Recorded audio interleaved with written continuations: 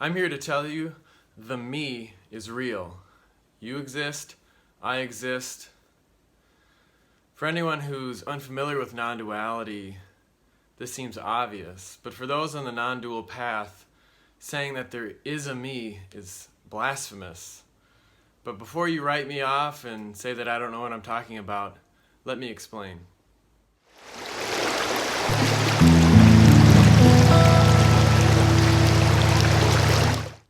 Let me assure you, I am Russ Rapp. I exist, I'm real, I'm here right now talking to you through YouTube. When you first get introduced to non-duality, you hear concepts like there is no person, or there is no me, the self is an illusion, and for many people that can be groundbreaking. Because a lot of times you go through life and you never question reality or your existence, and you think your experience is wholly real.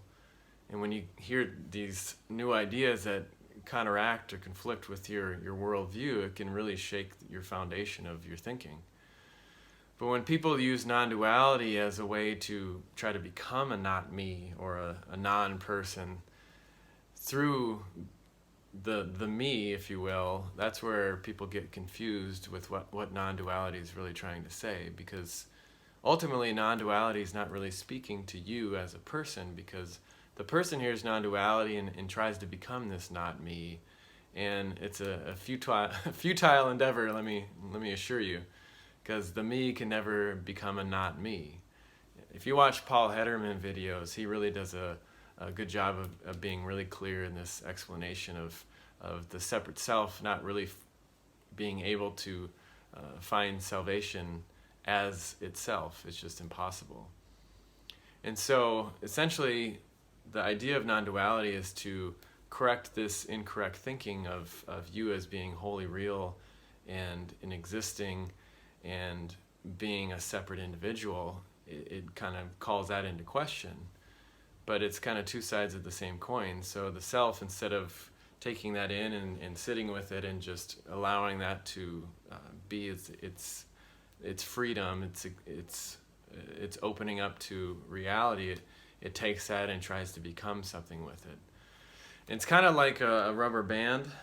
So you got a rubber band here. So this is you. This is your reality.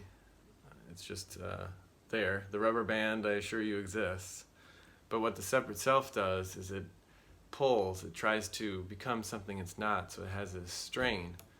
So it goes through life with this tension of being something, being real completely, and its whole existence is the only thing that matters. And so the idea of non-duality is to essentially say, hey, you're pulling on this rubber band.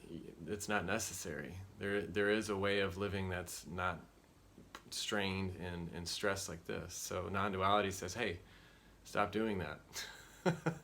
And so now you just become a regular rubber band.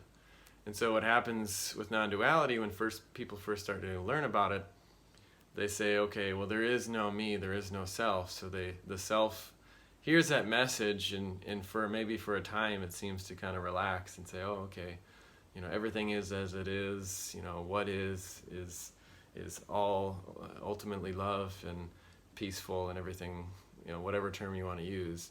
And then the separate self says, you know what? But let me take ownership of this. So let me become something again. So then it stretches out yet again, trying to become this not me, trying to become something that it can never become, instead of just relaxing in a sense of its own ultimate reality. And so that's kind of this push. And ultimately the rubber band breaks.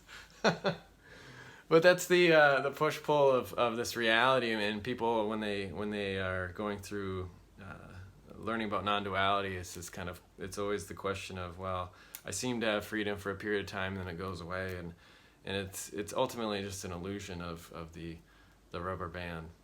If you have any comments or questions, leave them down below. Otherwise, subscribe to my channel so you can get notifications for my new videos. And until next time, peace.